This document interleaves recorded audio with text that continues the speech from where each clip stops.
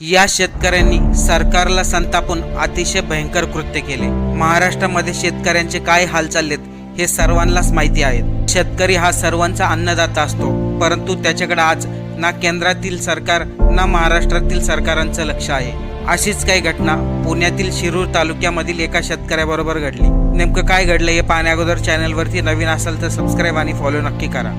48 वर्षीय नाशिरा शिरूर तालुक्यातील अनंतपाळ येथील रहिवासी या शेतकऱ्यांनी 1 ते 2 वर्ष अगोदर एका अधिकृत बँकेकडून 1.5 लाख रुपयाचे लोन घेतले होते आणि त्यांनी हे घेतलेले सर्व लोन शेतीच्या कामासाठी वापरले, परंतु शेतीमधून पाहिजे तसा आर्थिक नफा मिळाला नाही। ज्या ठिकाणावरून लोन घेतलं होतं त्या बँका या शेतकऱ्याला वारंवार त्रास देत होत्या।